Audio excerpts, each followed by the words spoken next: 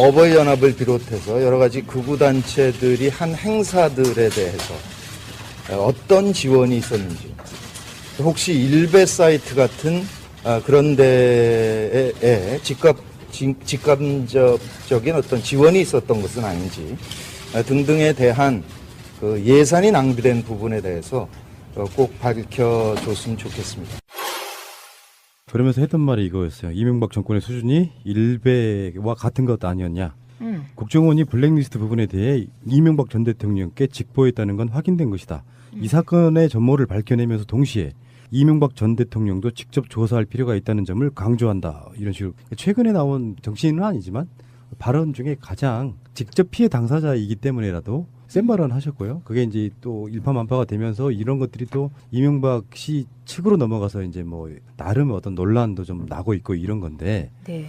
문성근 대표가 검찰 출석 조사 받았고 박원순 오늘은 김미아 씨도 지금 조사를 받고 이런 상태이거든요. 네. 여론이라는 게 오히려 정치인들이 이 이슈 파이팅하는 것보다 대중적으로 더 많이 알려진 더군다나 얼마 전에 조작이라는 드라마가 끝난 문성근 대표 이런 분들이 이 이슈 파이팅을 해주면 그 여론이 더 잘 생기더라고요. 그렇죠. 네. 이런 것들을 단초 삼아가지고 이명박 전 대통령이라는 호칭도 붙이고 싶지는 않습니다만 이명박 씨에 대한 수사가 가능해질까요? 직접 지금 오늘 박원순 시장님도 고소를 하겠다 이렇게 얘기가 나온 거거든요.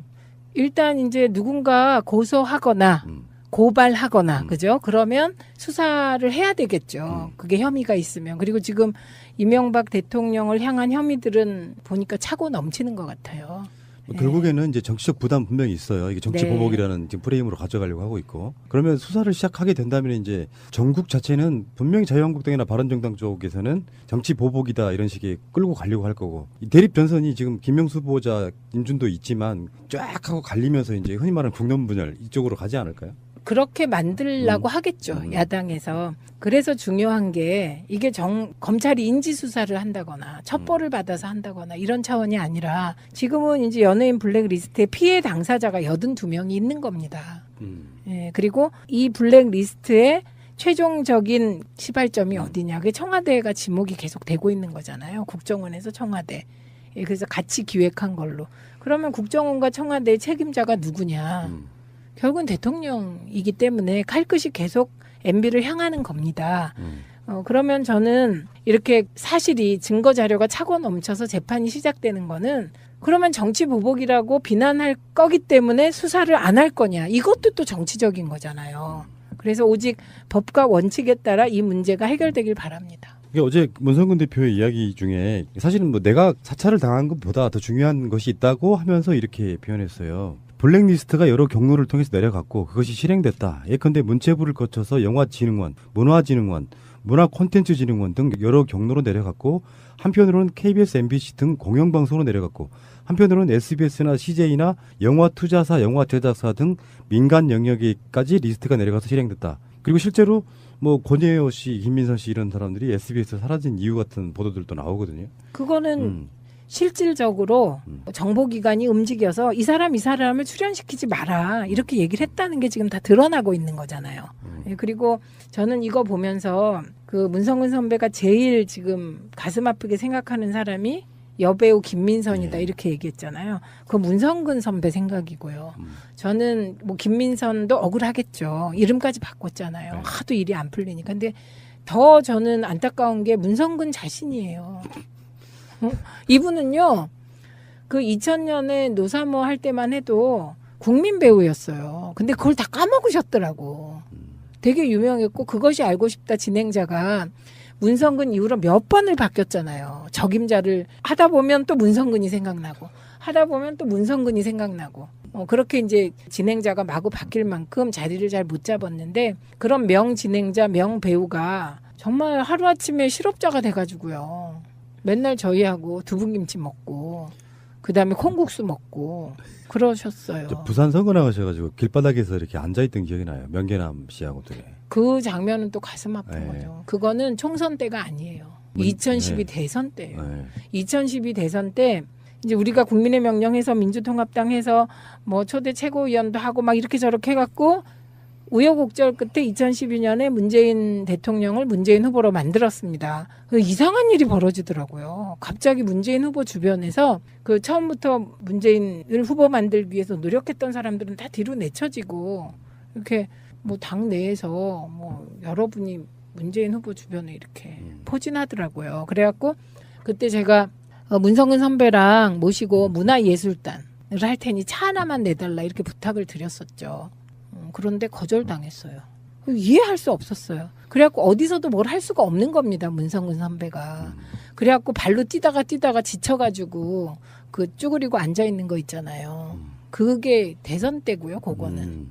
우리 쫓겨나가지고. 그 문성근 대표 이분은 이제 짧게 경험해본 바 자기가 어떤 정치적 욕심이 있다는 것에 대한 굉장히 결벽증 이런 게 좀 있더라고요. 예를 들어서 뭔가 막 주장을 해. 직접 나가셔야죠. 아, 나 정치 안 해. 뭐 이런 스타일이 있잖아요. 딱 그런 거예요. 나는 괜찮아. 뭐 그럴만해. 근데 김민선 사람들한테까지 이러는 건 너무하지 않느냐 이런 식으로 이렇게 애들을 비껴나가는 거죠. 사실 알고 보면 자기 본인이 가장 피해자인데 그런 스타일인 가장 거예요. 피해자예요. 네. 지금 그 얘기하다가 얘기가 나온 건데 그리고 이분이 진짜 그때는 인류 배우고 인류 진행자여서 광고도 찍었죠?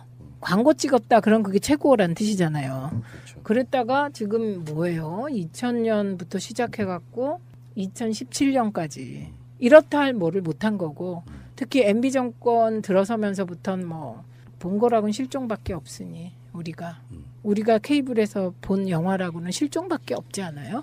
예, 그렇게 됐으니 본인이 저는 정말 큰 피해자라고 생각하고요. 그다음에 이제 김민선이라는 배우 있잖아요. 이름을 김규리로 바꿨는데 혹시 이주영 실장 김민선 아나요? 네. 김민선이 알겠습니다. 여고괴담 옛날에. 나왔었죠. 여고괴담. 그리고 이 배우가요. 아주 인상적인 배우예요. 독특한 느낌. 김규리라고 원래 나이 또래 비슷한 배우가 하나 있었어요. 있었어요. 예. 근데 왜 이름을 연예계에서 같은 이름으로 바꾸지? 이런 생각을 했었던 적이 있었거든요. 저도요. 네. 김민선이 왜 김규리로 바꿨을까? 근데 그 규리는 이제 이름이 나빠서 뭐가 안 풀리나 그래갖고 규리로 바꿨으니까 그건 김민선이 바꿨다기보다는 장명가가 바꿔주지 않았을까요? 본인의 해명은 그런 거였어요. 그 당시에. 집에서 쓰는 이름으로 바꿨다 이렇게 이야기했는데 제가 보기엔 좀 약간 옹색해 보이는 게 정권 차원에서 이제 뭐 출연도 잘 안 되고 막 이러다 보니 쇄신 차원에서 아까 말씀하신 게 맞는 것 같아요. 장명하시는 분들이 해주는데 굳이 왜 이름을 바꿨을까 하는 논란이 되기 싫으니까 원래 자기 이름을 쓴다 이런 식으로 이렇게 애들로 설명한 게 아니었나 이런 생각이 좀 들고요. 그 설명 중에 보면요. 감독은 독립영화 만들면 되고 그다음에 가수와 개그맨은 방송 출연이 막히면 콘서트 하면 되고 길이 있는데 배우는 길이 없다는 거예요.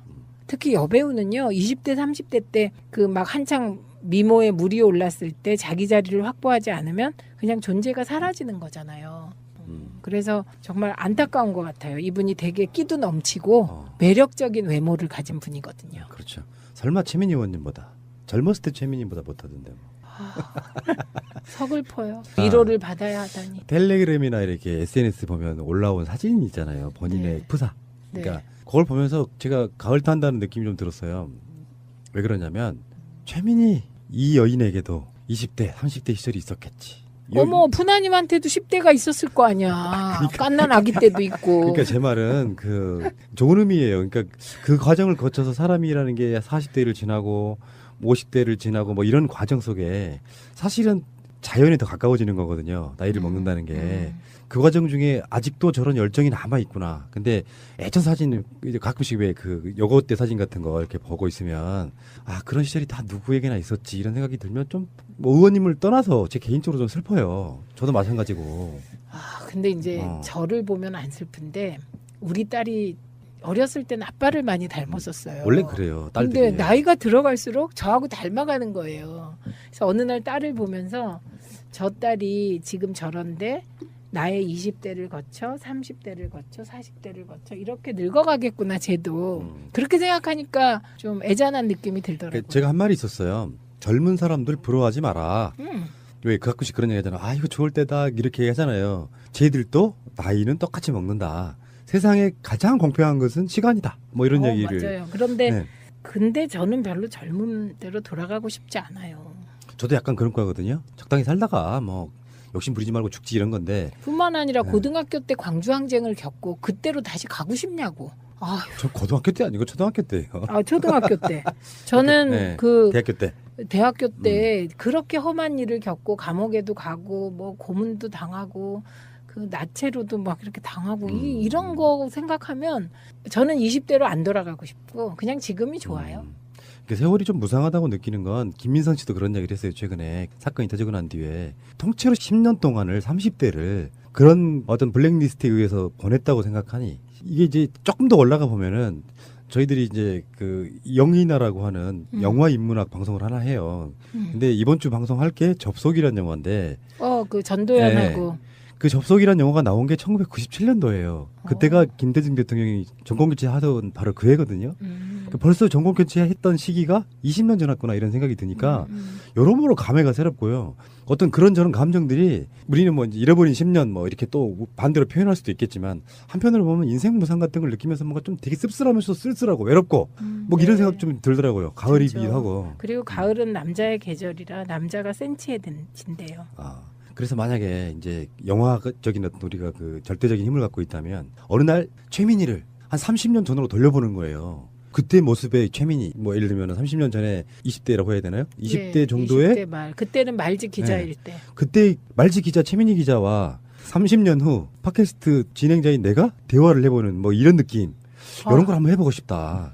저는 정봉주랑 봉도사랑 요새 이제 뭐 그 라디오 프로그램을 하나 하는데 그분과 제가 만난 게 25살 때거든요. 33년 전에 만난 거죠. 그런데 관계가요. 그냥 그때랑 똑같아요. 맞아요. 늙었는데 우리 둘 다. 근데 그냥 그때 정봉주랑 얘기할 때랑 똑같아요. 느낌이. 같이 늙으면 늙은지 몰라요 서로가. 그런 것 같아. 느낌 항상 그런 거야. 네. 어.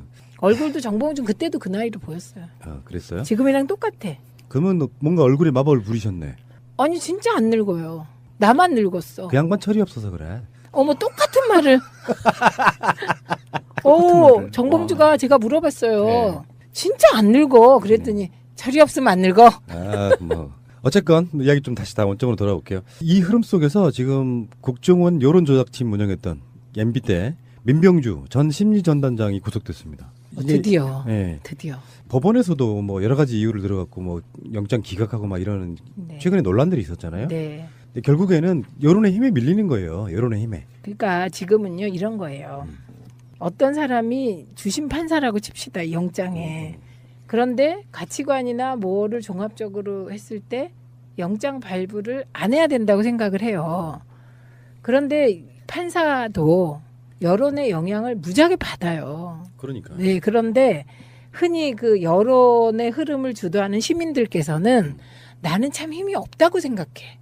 그리고 어떤 결정을 하면 그 결정에 대해서 막 분노하고 이렇긴 하지만 내가 그 여론을 바꿀 효과적인 방법을 생각을 잘 안 하세요. 그렇게 고민하다 나온 게 문자 항의잖아요. 문자 행동. 그래서 저는 늘 혼자 있으면 아무것도 할 수 없다. 그거 맞아요.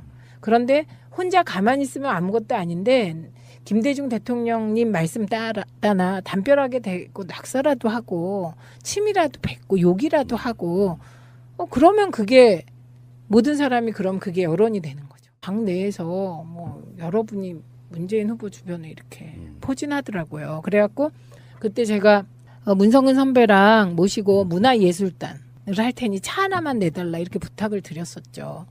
그런데 거절당했어요. 이해할 수 없었어요. 그래갖고 어디서도 뭘 할 수가 없는 겁니다. 문성근 선배가. 그래갖고 발로 뛰다가 지쳐가지고 그 쭈그리고 앉아있는 거 있잖아요. 그게 대선 때고요. 그거는. 우리 쫓겨나가지고. 문성근 대표 이분은 이제 짧게 경험해본 바 자기가 어떤 정치적 욕심이 있다는 것에 대한 굉장히 결벽증 이런 게 좀 있더라고요. 예를 들어서 뭔가 막 주장을 해. 직접 나가셔야죠. 나 정치 안 해. 뭐 이런 스타일이잖아요. 딱 그런 거예요. 나는 괜찮아. 뭐 그럴만해. 근데 김민선 사람들한테까지 이러는 건 너무하지 않느냐 이런 식으로 이렇게 애들로 비껴나가는 거죠. 사실 알고 보면 자기 본인이 가장 피해자인데 그런 스타일인 가장 거예요. 피해자예요. 네. 지금 그 얘기하다가 얘기가 나온 건데 그리고 이분이 진짜 그때는 인류 배우고 인류 진행자여서 광고도 찍었죠. 광고 찍었다. 그럼 그게 최고라는 뜻이잖아요. 그렇죠. 그랬다가 지금 뭐예요? 2000년부터 시작해갖고 2017년까지 결국은 대통령이기 때문에 칼끝이 계속 MB를 향하는 겁니다. 그러면 저는 이렇게 사실이 증거 자료가 차고 넘쳐서 재판이 시작되는 거는 그러면 정치 보복이라고 비난할 거기 때문에 수사를 안 할 거냐. 이것도 또 정치적인 거잖아요. 그래서 오직 법과 원칙에 따라 이 문제가 해결되길 바랍니다. 이게 어제 문성근 대표의 이야기 중에 사실은 뭐 내가 사찰을 당한 것보다 더 중요한 것이 있다고 하면서 이렇게 표현했어요. 블랙리스트가 여러 경로를 통해서 내려갔고 그것이 실행됐다. 예컨대 문체부를 거쳐서 영화진흥원, 문화진흥원, 문화콘텐츠진흥원 등 여러 경로로 내려갔고 한편으로는 KBS, MBC 등 공영방송으로 내려갔고 한편으로는 SBS나 CJ나 영화투자사, 영화제작사 등 민간 영역에까지 리스트가 내려가서 실행됐다. 그리고 실제로 뭐 권혜여 씨, 김민선 씨 이런 사람들이 SBS에서 사라진 이유 같은 보도들도 나오거든요. 그거는 실질적으로 정보기관이 움직여서 이 사람을 출연시키지 마라 이렇게 얘기를 했다는 게 지금 다 드러나고 있는 거잖아요. 예, 그리고 저는 이거 보면서 그 문성근 선배가 제일 지금 가슴 아프게 생각하는 사람이 여배우 김민선이다 이렇게 얘기했잖아요. 그 문성근 선배 생각이고요. 저는 뭐 김민선도 억울하겠죠. 이름까지 바꿨잖아요. 하도 일이 안 풀리니까. 근데 더 저는 안타까운 게 문성근 자신이에요. 이분은요, 그 2000년에 노사모 할 때만 해도 국민 배우였어요. 근데 그걸 다 까먹으셨더라고. 되게 유명했고, 그것이 알고 싶다 진행자가 문성근 이후로 몇 번을 바뀌었잖아요. 적임자를 하다 보면 또 문성근이 생각나고, 하다 보면 또 문성근이 생각나고, 그렇게 이제 진행자가 마구 바뀔 만큼 자리를 잘 못 잡았는데, 그런 명 진행자, 명 배우가 정말 하루아침에 실업자가 돼가지고요. 맨날 저희하고 두부김치 먹고 그다음에 콩국수 먹고 그러셨어요. 부산 선거 나가셔가지고 길바닥에서 이렇게 앉아있던 기억이 나요. 명계남 씨하고들이. 그 장면은 또 가슴 아픈 네. 거죠. 그거는 총선 때가 아니에요. 2012 대선 때예요. 네. 2012 대선 때 이제 우리가 국민의 명령해서 민주통합당 해서 뭐 초대 최고위원도 하고 막 이렇게 저렇게 해갖고 우여곡절 끝에 2012년에 문재인 대통령을 문재인 후보로 만들었습니다. 이상한 일이 벌어지더라고요. 갑자기 문재인 후보 주변에서 그 처음부터 문재인을 후보 만들기 위해서 노력했던 사람들은 다 뒤로 내쳐지고 이렇게 뭐 어버이연합을 비롯해서 여러 가지 극우단체들이 한 행사들에 대해서 어떤 지원이 있었는지, 혹시 일베 사이트 같은 그런 데에 직감적인 어떤 지원이 있었던 것은 아닌지 등등에 대한 그 예산이 낭비된 부분에 대해서 꼭 밝혀줬으면 좋겠습니다. 그러면서 했던 말이 이거였어요. 이명박 정권의 수준이 일베와 같은 것 아니었냐. 국정원이 블랙리스트 부분에 대해 이명박 전 대통령께 직보했다는 건 확인된 것이다. 이 사건의 전모를 밝혀내면서 동시에 이명박 전 대통령도 직접 조사할 필요가 있다는 점을 강조한다. 이런 식으로 최근에 나온 정치인은 아니지만 발언 중에 가장 직접 피해 당사자이기 때문에라도 센 발언 하셨고요. 그게 이제 또 일파만파가 되면서 이런 것들이 또 이명박 씨 측으로 넘어가서 이제 뭐 나름 어떤 논란도 좀 나고 있고 이런 건데. 네. 문성근 대표가 검찰 출석기 조사 받았고 방송으로 오늘은 김미아 씨도 지금 조사를 받고 이런 상태이거든요. 네. 여론이라는 게 오히려 정치인들이 이 이슈 파이팅하는 것보다 대중적으로 더 많이 알려진, 더군다나 얼마 전에 조작이라는 드라마가 끝난 문성근 대표 이런 분들이 이 이슈 파이팅을 해주면 그 여론이 더 잘 생기더라고요. 그렇죠. 네. 이런 것들을 단초 삼아가지고 이명박 전 대통령이라는 호칭도 붙이고 싶지는 않습니다만 이명박 씨에 대한 수사가 가능해질까요? 직접 지금 오늘 박원순 시장님도 고소를 하겠다 이렇게 이야기가 나온 거거든요. 일단 이제 누군가 고소하거나 고발하거나 그죠? 그러면 수사를 해야 되겠죠. 그게 혐의가 있으면. 그리고 지금 이명박 대통령을 향한 혐의들은 보니까 차고 넘치는 것 같아요. 결국에는 이제 정치적 부담 분명히 있어요. 이게 정치 네. 보복이라는 지금 프레임으로 가져가려고 하고 있고. 그러면 수사를 시작하게 된다면 이제 전국 자체는 분명히 자유한국당이나 바른정당 쪽에서는 정치 보복이다 이런 식의 끌고 가려고 할 거고. 이 대립 전선이 지금 김명수 후보자 인준도 있지만 쫙 하고 갈리면서 이제 흔히 말하는 국론 분열 이쪽으로 가지 않을까요? 그렇게 만들려고 하겠죠. 야당에서. 그래서 중요한 게 이게 검찰이 인지수사를 한다거나 첩보를 받아서 한다거나 이런 차원이 아니라 지금은 이제 연예인 블랙리스트에 피해 당사자가 82명이 있는 겁니다. 예, 그리고 이 블랙리스트의 최종적인 시발점이 어디냐. 그게 청와대가 지목이 계속 되고 있는 거잖아요. 국정원에서 청와대. 예, 그래서 같이 기획한 걸로. 그러면 국정원과 청와대의 책임자가 누구냐.